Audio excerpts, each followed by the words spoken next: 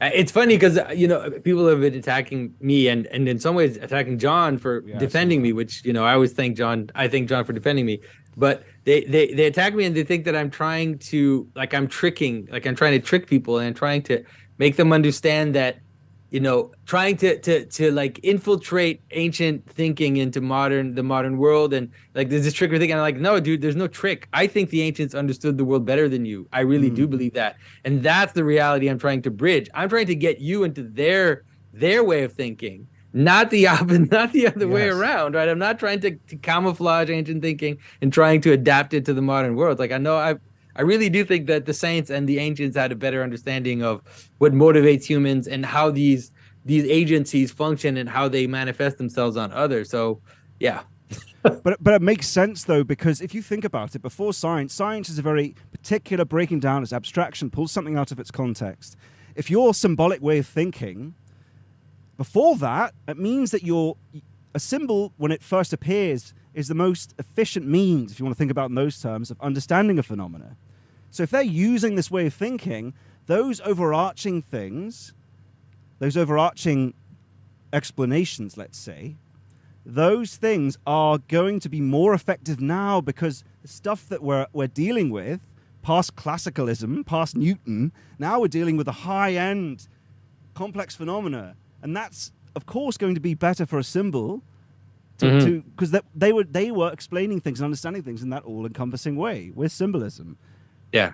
So, Well, that's why the idea that you see online, like the use of memes to transform reality, like this idea of meme magic, for example, like this is a real thing. yes. This can actually work. Like it's not a there's nothing super. I mean, it can be dark because it can be used for dark purposes, but it's not magic woo woo. It's like, it is a deep understanding of how motivation works and how humans recognize each other as participating in something and to create a movement through these types of images or these types of analogies is something which works. The ancients were more concerned with what works. They were in some ways more practical than we are. They were just concerned with what, and if you ask them, how does it work in the mechanics of it? Like what causes come together in order to manifest it? They'd be like, well, whatever. It's not that important. What's important is that it works. And Mm. so, it's like I put holy oil on you and you are healed. And I pray over you and you're healed. And then you ask, well, how did it happen? Is it psychosomatic? Is it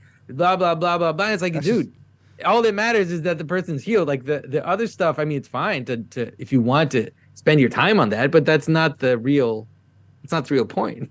yeah. It's sort of a science word used. I thought that about what's it called when you have a drug and it's not psychosomatic, but the other placebo. So we Yeah, have the this. placebo effect. It's like Yeah, the placebo it's effect a is a real way in. effect. It's a real Yeah, the effect. placebo effect is a way into understanding Yeah. how consciousness affects phenomena and how there's a loop of relationship between human experience and our own consciousness in that experience. It's not a direct causation. Humans aren't just machines that you act on.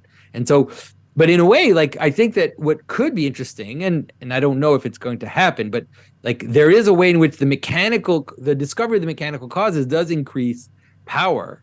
And so, for Yes. example, modern medicine does do things that ancient medicine could not do, for sure. Clearly, they're able to heal things that the ancients couldn't heal. But I do believe that integrating the placebo effect in the process would ultimately probably yield better results in the long term. Um, but yeah, that's a tricky thing to do. Like that's tricky in the modern world to do something like that. But also too, I think there's there's a term called hyperstition, where it's sped up so fast that stuff starts to actually manifest in reality. It's not just psychological, though, I don't think. At least from my metaphysic, it isn't. And I think this comes down to the question of Jung thought this. I mean, you could talk about his synchronicity, where he worked with Wolfgang Pauli. And I think this is a nice explanation, too, because when you talk with Douglas Murray, he kept asking this question, oh, but did the physical Jesus resurrect into the thing? Well, okay, there's two ways of approaching this. There's the way of approaching it saying, well, yes, in the sense that, yes, his metaphysic went into everyone and then saw it. And you've explained it sort of those ways sometimes. But no, he did physically as well. And there's actually room in there. You know, Bernardo Kalstrops, you know him, you spoke to him. Yeah. In his book, as he talks about Jung, acausal things happen. A billiard ball, it's quite possible for a billiard ball to move on its own, right, with quantum indeterminacy up. A billiard ball, there's a real non-zero chance of a billiard ball not being causal and moving because of that. And we know from the butterfly effect how that moves upwards. And we also know that attention does affect reality. You did half mention it in that interview, but there's room there for that, to even say that, especially when it's the founding of world, that yes, he did physically miracle, I do think, I think Jesus rose from the grave, the tomb was empty. That's for sure something that I believe. I hope I've been clear on that for people. I just get annoyed when people try to get at the mechanical causes. That's when I start to get annoyed and think it's like the text seems to obfuscate the mechanical causes. Like the text seems to on purpose not tell you how is this possible? Like what it is that happened, like what caused it from below in terms of physical processes. The text obfuscates that at every level. Like, like I said, the fact I've said it several times, it doesn't describe the resurrection, it doesn't show the moment, is not described in the text. It then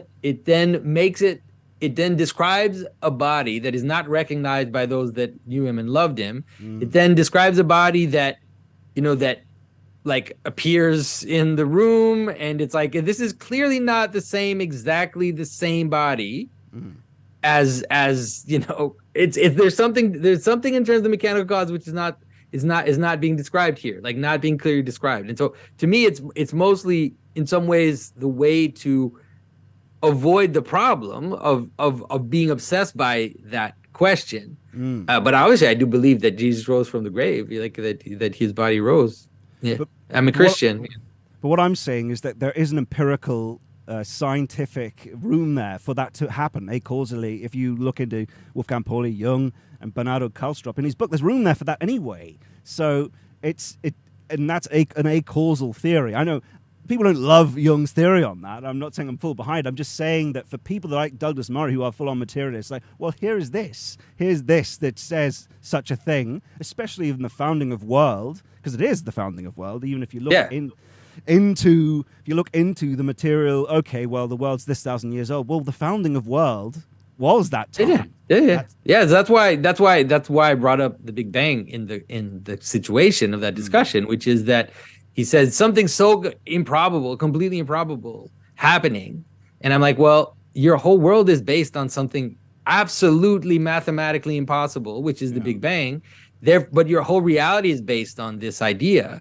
And so why does it bother you that, like you said, the beginning of a world has to be transrational? That is how a world begins, because the causalities and the rational part lays itself out within the world. And so every time you look at the origin of any world, you'll always see something which is beyond the world manifesting itself. And so the idea that it would be weird that, like you said, the beginning of a whole world in terms of an entire new world view, an entire transformation of reality would happen in a manner that is not easily reducible to mechanically describable events. And that event would not just be arbitrary, but would be the culmination of thousands of years of storytelling into something which is manifesting the culmination of those stories at the same time. It's like, I don't know what to tell you. It's like, to me, that seems like something that is, that's how you talk about the Big Bang. That's exactly how people talk about it. That's your goal. Of course, they'll say it's different because it's bigger and it's more. It was like, well, maybe that's how things work. And